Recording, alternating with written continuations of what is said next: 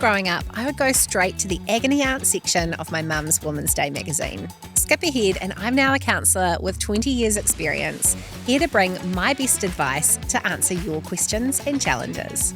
Each fortnightly episode covers 3 listener questions organised by theme, and I'll give you my candid, honest answers, all designed to help you find a way forward.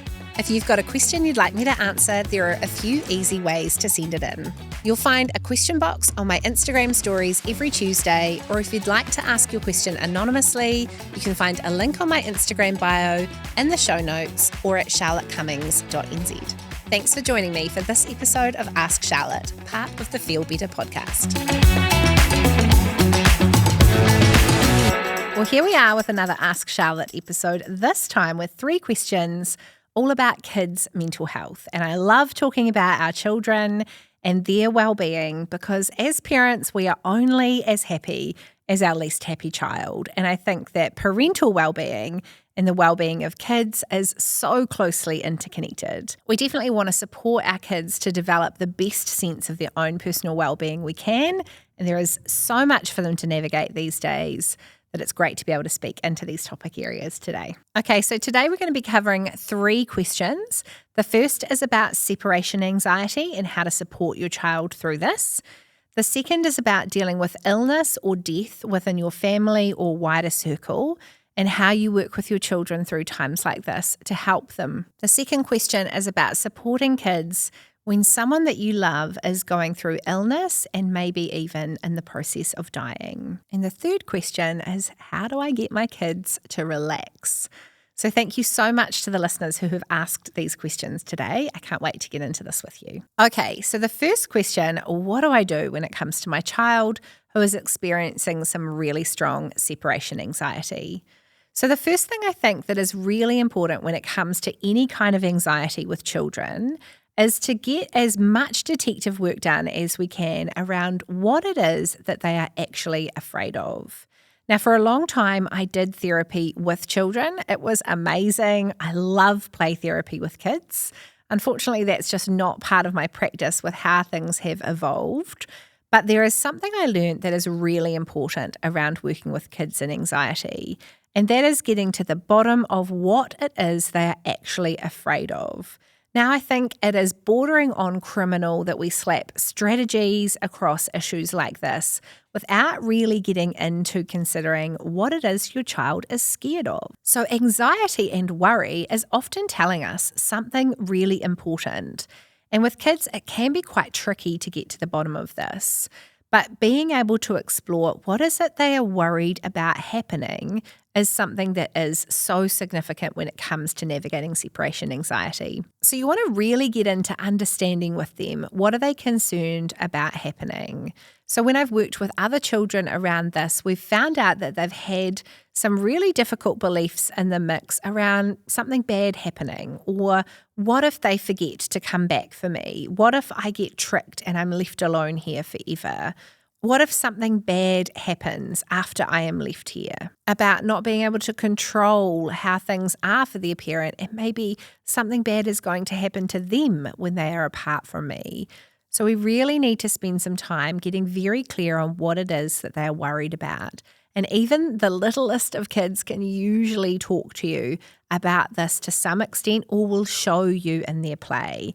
If you're wanting to have some good chats with your children about this, it is amazing to be able to do this with some little figurines, action figures, Barbie dolls, animals, whatever it is that you've got around home. Have that conversation while you're playing something out. Hey, let's look at what happens when mum leaves you at kindy or school. Let's make a little bit of a scene here. Who are you going to pick to be your teacher? What are you going to pick to represent you? And what are you going to pick to represent mum or dad or grandma in this situation? And then you can step through what are each of these characters thinking and feeling, and get to the bottom of what it is that your child is worried about happening. That is so important, and by far the most important thing I can say on this topic. Okay, so from there, what are the other things that can help if your child is experiencing separation anxiety? One is to look at the down-regulation time that they have. So are they getting plenty of time to work out those difficult feelings? Are they getting lots of play time? How's their nutrition? How's their sleep? what is happening within their overall well-being and how settled their little nervous system is. Do they need more play time? Do they need more outdoor time? Is it actually really helpful to pay some attention to their nutrition or bedtimes to help make this moment where they are required to separate from you for a period of time more likely to go smoothly? If they are wired and tired and their system is stressed, that can be enough to upset the apple cart when it comes to saying goodbye to their significant adult. The other thing I think we need to be real in thinking about with kids is thinking about the amount of quality time they have with you. We as parents make the decisions that we need to make with our children from a variety of different perspectives and factors when it comes to how much time they have apart from us. So maybe your child does need to be in preschool or kindy 4 or 5 days a week, or maybe it is your decision that they are going to a mainstream school. Parents make the decisions that they need to make for their families, and I absolutely get that. But sometimes if we're real in stepping back and going, how much quality time does each of our children have with us?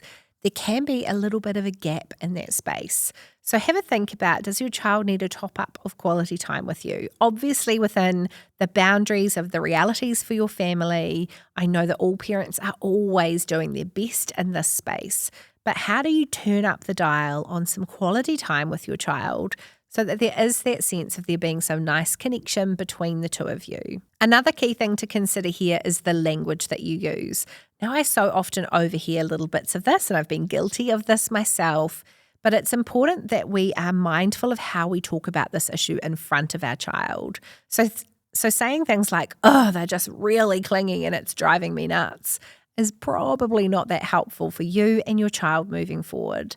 You know, maybe softening that into being able to say something like, we're still working out what this looks like for little Johnny to feel comfortable at the point that we're saying goodbye. You know, we're still working out our routine around this, and at the moment this is a bit hard. But being able to acknowledge the reality for sure without labeling your child, oh, they're just clingy, oh, they're just needy, oh, they don't like being away from me. Being able to frame this as, this is something that we are working on together with them. This is not a them problem. This is a you problem together. And it's something that you're on a journey around and still working out. The other thing that can be really helpful is having predictable rituals. So being able to have a really set routine around what that drop-off time looks like.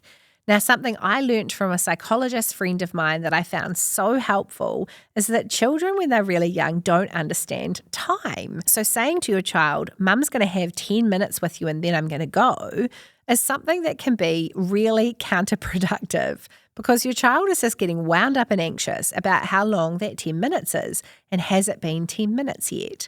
Something I found really helpful with one of my children was having a structure where we did 2 things together and then I left. So being able to be a lot more concrete about that, not introducing this concept of time if that's not something your child currently really understands, but being able to say the routine is mum, dad, grandparent, whoever it is who drops you off, does 2 things with you, and then it's going to be our time to say goodbye. So being real about what that routine and process looks like can be really helpful. It's also really significant to keep in mind that sometimes that process needs to be shortened. Our inclination when our child is struggling with saying goodbye to us is to spend more time, but that can make them more anxious and can make the whole process really difficult. So as parents, sometimes we need to remember that we need to have those little moments of being a little bit cruel to be kind, that actually having a process where we've said our goodbyes, we've said what we need to say for the day, and we're just doing that transition and it's kind of short and sharp, is much more helpful for your child. Them getting wound up, getting into a routine around what it is they do or say or how they behave in that moment of separation can be really hard to come back from. So I encourage you to think about what that looks like in terms of a shorter routine. Now that's really tough with your own well-being. So some little hacks like making a check-in that the teacher's able to call you or text you or do something if they haven't settled after a period of time. So making a little routine where the teacher or grandparent or whoever it is that is looking after them can call you if they haven't settled after a particular time, or may even be able to proactively flick you a message to say, hey, they're all okay. Sometimes remembering you need that reassurance too is really helpful, but you might want to plan out what that looks like so that you're able to still do a relatively short and sharp process of saying goodbye. It's really helpful if you talk to your child exactly about what the process of saying goodbye looks like. And even doing some little things in our play with our child where we talk about that process, or even writing a little storyboard, drawing some little cartoon characters to talk about the process of saying goodbye. Writing a social story can be really helpful. So a social story is where we're working on something with a child and we're helping them by writing the story of what it is that is going to happen. So you might make them a little book. You can do it on Canva, or you can do a little kind of scrapbook kind of idea with them about the process of saying goodbye, about the things that they're scared about the truths around that, of writing them a little story that's personal to them and speaks to what is going on for them. Now, if what I've said in my response here is making you feel completely overwhelmed and you would like some help and guidance in this space, I've got an amazing resource where I've put all of my best advice around anxiety for children into one place. It is available as an ebook. It is called How to Support Your Child When They're Experiencing Anxiety. It's been on my website for the last, year or 18 months now, with lots of downloads, and it is a really easy to access resource. It steps you through how to work out what your child's worried around. There is a whole section on separation anxiety and a whole lot of tips, advice, and strategies on anxiety generally for kids. So I really encourage you to have a look at that if you haven't seen that already. Okay, now this next question is a really heavy one. How do we support our children when a loved one is going through an illness or potentially even facing death? Now, this is one of the toughest things about human life when our little people are having to grapple with some of the hardest realities of human life. And I just want to say my heart really goes out to you if you are in the middle of this. We had a situation last year where my dad was in intensive care for a really extended period of time. It was about 6 weeks. And there were many times when it was really touch and go. Those who know that environment know the intensity of intensive care. And I learned so much through that process in terms of how I brought my children with me on that journey and the things that we did that helped.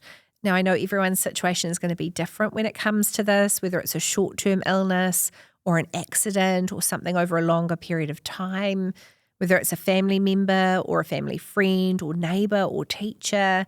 It can be really personal, whatever is going on in your situation. So my advice here is going to be a little bit general and generic, but hopefully there are some things that you can draw out of this for your situation. I think one of the first things we need to do with kids is really explain death and illness in whatever age-appropriate way that we can. So talking about human bodies, talking about age, talking about organs within our body and how they work, whatever is going on with the person that you love who is facing an illness or perhaps even facing dying, you need to find a way of explaining whatever it is that is going on in really clear terms to your child.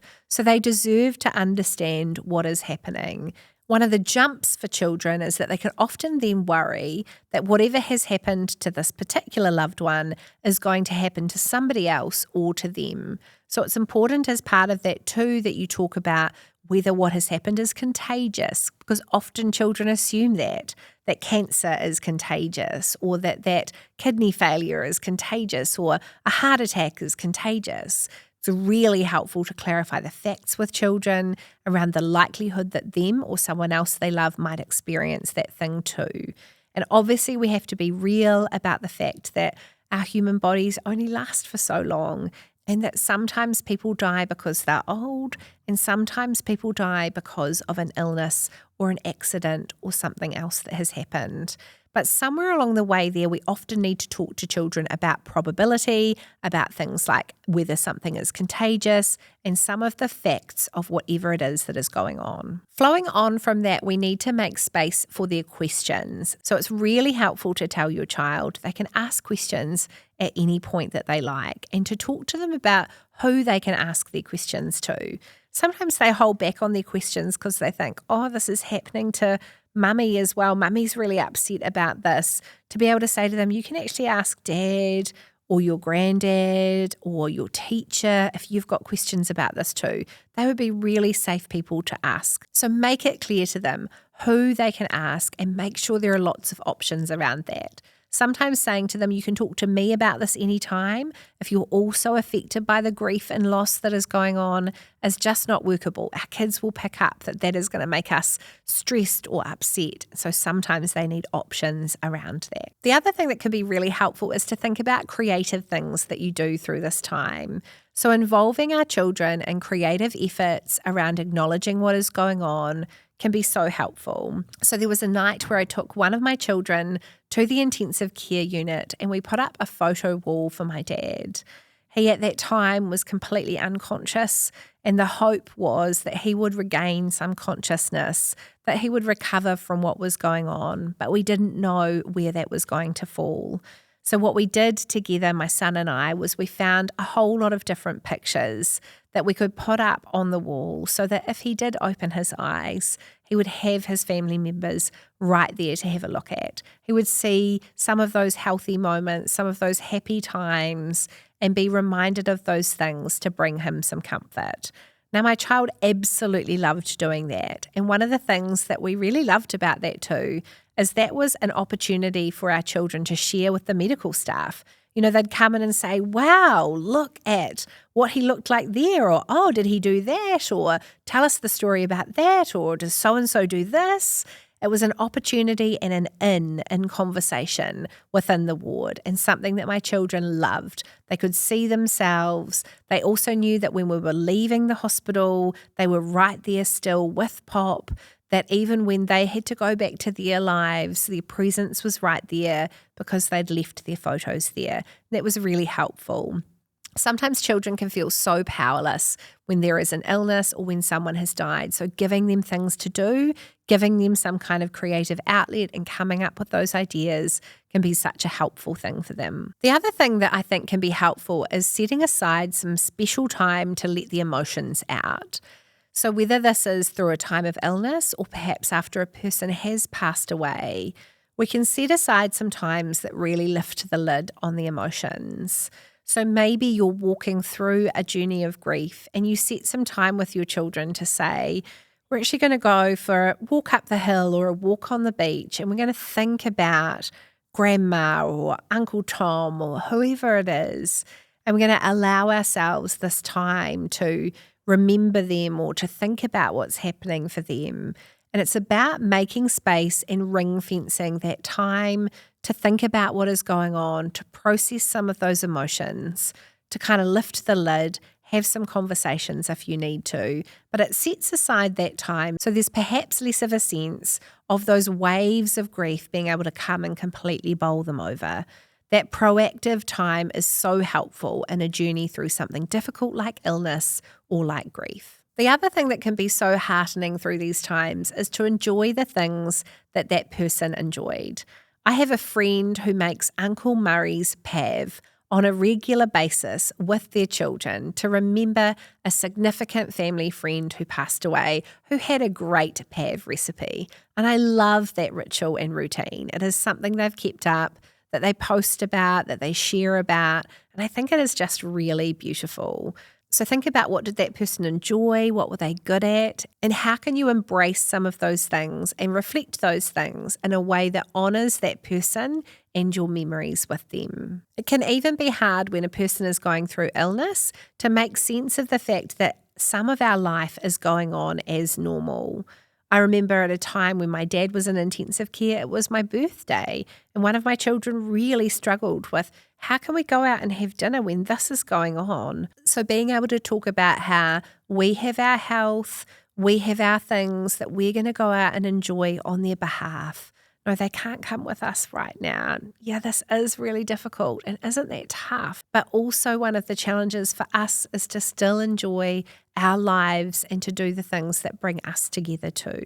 So sometimes some of those complexities are helpful to name in simple terms for our kids. The other place that our children can have through a time where we're going through illness or grief of some kind is to have fun together. That is one of the best parts of having kids through a time when your family is facing something difficult, is that they want and need to have fun and play. So try as much as you can to embrace that with them, to have quality time with them, still going to the park, going swimming, doing things that are distracting, that are moving your body, that are helping work on your own well-being through a difficult time too. So I'm sending lots of love from my heart to yours if this is something your family are working through. And I really hope that there are some answers and ideas in today's response that help you to guide your children through this difficult time. And the last question today is, how do I help my kids relax? And I loved seeing this question come through. I think that this is so valid and significant for us to think about for children these days. Gosh, I sound old when I say something like that, hey? But the reality, I think, for lots of kids now is that their only relaxation option is screen time. It's becoming that default. And sometimes we go as parents, why do they just act like moths to a flame when it comes to screens? But if you look back, actually, you can kind of go, I don't know what other time they have to down-regulate and relax, to sit still, to do something that is really blobby for them. And I think screens have kind of taken over that space. So for kids, what are the other ideas of what they can do that is calming, that is a reduction of sensory input for them, that is an opportunity to have some time and space? One of the things I do with my kids is we've got a list of activities of downtime things they can do, including things that they can do on their own. So when you're saying, hey, I'm busy right now, I'm making dinner, or I'm just doing this, or I've got to put out the washing, or whatever it is that you're saying, there are things that they can do that are not necessarily overstimulating things like screens, that you've got an option that you can point them to, or a list of things that they can consider and think about, hey, what do I want to do? Sometimes our kids just really struggle with those ideas around relaxation time. Something that can be really helpful is to set up a space that helps them relax. A little reading nook, a spot in the sun, a swing outside. Sometimes one of my favorite things to do with my kids is to put a blanket on the tramp, and they go and take their books out there and they read lying down on the tramp with that little bit of movement. But our children often need that little bit of scaffolding to go, okay, I will help you into that thing that is going to be relaxing. We also need to model relaxation ourselves. I know that the more I sit around and read a book, the more my children are inclined to do that. Or even sometimes doing things with them, saying, hey, let's go and snuggle up on your bed and listen to one of those meditations together. Being able to join them in something down-regulating and relaxing can be really helpful too. I think as well now there is some great tech that we can use. The number of times that my poor phone has played a unicorn meditation or a story about a toy robot that's actually a breathing exercise for children is kind of unreal. I'd hate to look at the view counts that have been racked up on my own phone for those things. But sometimes it is helpful to explore what some of those other ideas are out there and how we can use tech. Things like yotos, meditations, breathing exercises, guided visualizations can all be things kids love. And it gives that little bit of a kind of hit in the sense that it is something to do with technology that's exciting and different for them, but it is helpful to kind of have something that is slower, that is perhaps just auditory, that helps them activate that relaxation mode. I think the other reality here that is important is to be clear about our screen limits. We have a list on the side of the cupboard at home that talks about how screen time works in our family, that sets the rules, that sets the expectations, and yes, all the time my children push against it. But it is there. This is how it works. This is what our expectations are. We can negotiate this if we need to, but these are the baselines. And I think it's important that our kids have a clear sense of where those boundaries fall if something like screen time is getting in the way of them relaxing. I am so guilty of the fact that for a really long time, the only relaxation my children ever saw me doing was picking up my phone for some kind of distraction. So now some of what I do is let my children see me relax. Instead of just reading my book at night after they're in bed, I'll have some time sitting down for 10 minutes, reading a little bit of my book in the sun in front of them. Instead of just having my sacred Thursday night baths after they've gone to bed, I've pulled the time forward, or sometimes I'll have one in the middle of the afternoon. So thinking about how we model those things to our children and show them us relaxing can be really important too. But I've loved this question. I love that you're thinking about this, and I know that a lot of other parents struggle in this space too. So thanks so much for bringing forward this question today. Thank you too to our listener who talked about separation anxiety and the challenges they're facing with their child there. I know lots of other people will find this really helpful, and also for the family that's journeying through illness and death. I'm really grateful to have this space to explore this topic, because I know a lot of other families will be able to listen to this and gain something for their family situation too. Thank you so much again for your engagement with this Ask Charlotte part of the Feel Better podcast. I'm really happy to receive your questions anytime. You can direct message me on social media, email me, hello@charlottecummings.nz, find my website, find me with a pigeon, whatever you need to do. I would love to hear from you. If you'd like your question answered on the next episode, head to my Instagram, the show notes, or my website. Thanks for the privilege of letting me speak into your life, and I hope you've found a few useful things to hold on to today.